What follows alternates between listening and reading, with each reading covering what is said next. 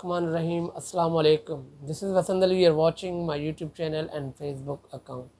Nadreen, उम्मीद करता हूँ आप खैरियत से होंगे। आज के कुछ अहम टॉपिक हैं जो आपसे शेयर करना चाहूँगा।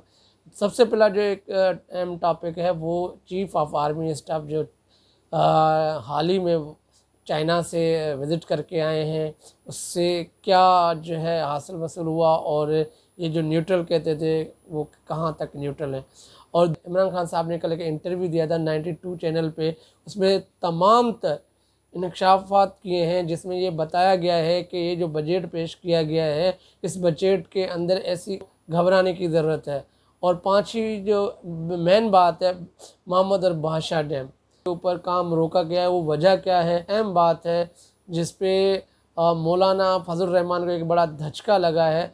और मौलाना मोहम्मद खान शेरानी जो है पाकिस्तान तहरीक इंसाफ के साथ जो है इत्तेहाद कर गए। तो पास आर्मी चीफ ऑफ आर्मी गए थे, क्योंकि बहुत दिनों से ये कह रहे हैं कि हम सियासत के अंदर न्यूट्रल हैं, मगर जब आप न्यूट्रल थे तो चाइना विज़िट क्यों किया? चाइना विज़िट इसलिए किया गया कि इस टाइम कोई भी मुल्क पाकिस्तान के ऊपर भरोसा नहीं कर रहा।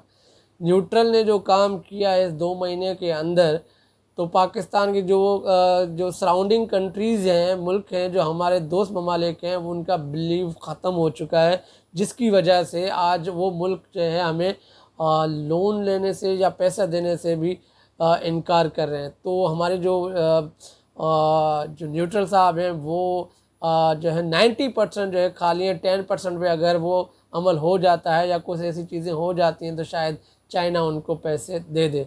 और दूसरी बात जो है, इमरान खान साहब ने एक बजट के बारे में कहा, जिस बजट के अंदर जो रेशो बताया जा रहा है इन्फ्लेशन का, वो 25% रेशो बताया जा रहा है।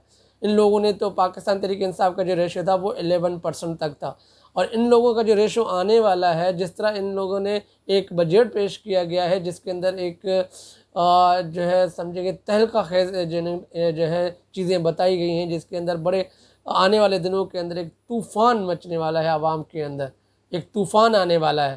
तो खान साहब ने ये कहा कि इनका कोई मकसद नहीं है पाकिस्तान के मुफाद के लिए, इनका सिर्फ मकसद मुफादात ये है कि 2-3 चीज़ों के अंदर आने से पहले इन लोगों ने सबसे पहले जो है अपने केसेस ख़त्म किए।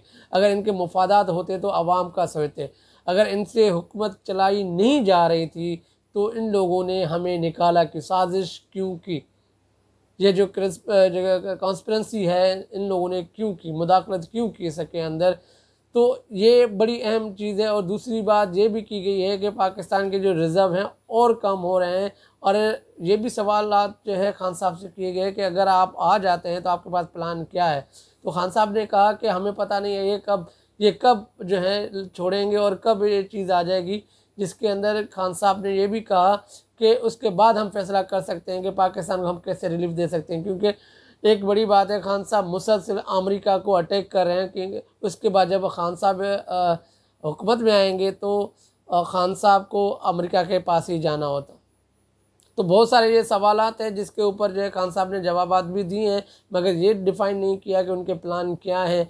और अभी जो उसके अंदर जो बात की गई है कि बलदियाती जो है इलेक्शन के अंदर वो खुद कैंपेन कर रहे हैं। सबसे बड़ी बात है, लोगों के इंटरव्यूज़ भी खुद कर रहे हैं, तो ये खुद मुतहरिक हुए हैं। और सबसे बड़ी अहम बात जो है खान साहब ने कहा कि ये जो लोग आए हैं सिर्फ 2 काम और करेंगे कि एक तो इलेक्शन कमीशन पे उनका भरोसा नहीं है, दूसरा ये दोनों न्यूट्रल और ये नून लीग और पीपी मिल के जो धांधली करेंगे, धांधली का जो प्लान बनाया है वो उसके ज़रिए जीत सकते हैं, इसके अलावा वो जीत नहीं सकते। अगर फेयर एंड फ्री इलेक्शन हो तो ये नहीं जीत सकते। तो ये नाज़रीन बड़ी बात है। अब ये सवाल निशान जो बन रहा है, सवालिया निशान जो ऊपर आ रहा है, ये आ रहा है इलेक्शन कमीशन के ऊपर। अगर इलेक्शन कमीशन अपना रोल सही अदा करते हैं तो शायद ये भी जो ना खान साहब ने कहा कि अगर ये जो है बलदियाती के अंदर इनका रोल आ जाता है सही तरीके से कि एक फेयर फ्री इलेक्शन होता है तो फिर एक ट्रस्ट बिल्ड हो जाएगा।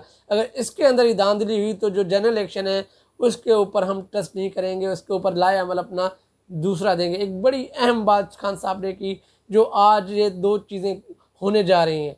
और सबसे बड़ी बात, दूसरी बात ये है कि ये जो बजट पेश किया गया था उसके अंदर तमाम तर सूबों और ये जो हमारे जीबी के जो लोग हैं, आज़ाद कश्मीर के तमाम तर बजट जो है इन लोगों ने कम किए हैं।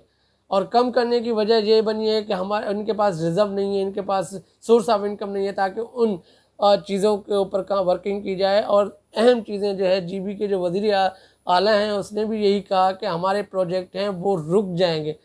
तो ये एक बड़ी बात है कि इन लोगों ने सिर्फ़ और सिर्फ अपना मुफाद और वफाक में जहाँ तक रह रहे हैं वो सोच रहे हैं। जो दूसरे सूबे हैं उनका कोई ये सोच नहीं रहे, इनका कोई ऐसा मकसद नहीं है। और इसके अंदर जो है मेहमद डैम और बादशाह डैम के ऊपर जो काम हो रहा था उन लोगों ने वो भी रोक दिया है।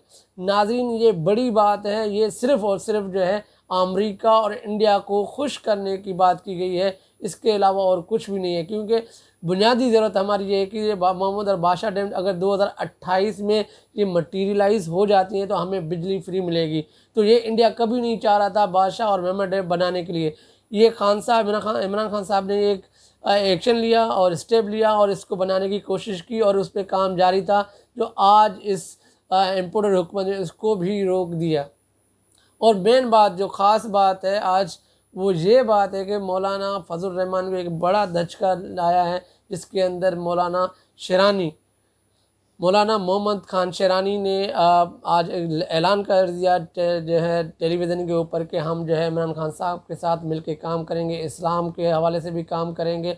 और बहुत सारी उसने शिकायत मौलाना फजल रहमान से की, क्योंकि मौलाना फजल रहमान अपने मुफादात को देख के मद्देनज़र रखते हुए आगे बढ़ते हैं, कभी इस्लाम के बारे में नहीं की। तो ये लोग वो हैं, नज़रियाती लोग हैं जो मौलाना फजल रहमान के साथ काम कर रहे थे। आज उन लोगों ने उसको जो है उससे जो है ना ताल्लुक़ ख़त्म करके तहरीक इंसाफ के साथ एक इत्तेहाद कर दिया है। एक समझें कि मौलाना फजल रहमान के लिए एक बड़ा धचका है। एक मज़हब पे जो वोट लेने वाला बंदा आज आगे जाके ये किस तरह आवाम में जाएंगे, ये एक बड़ा सवाल है। तो नाज़रीन, ये तमाम तर जो डिटेल थी आपसे शेयर की, बहुत शुक्रिया। अल्लाह हाफ़िज़।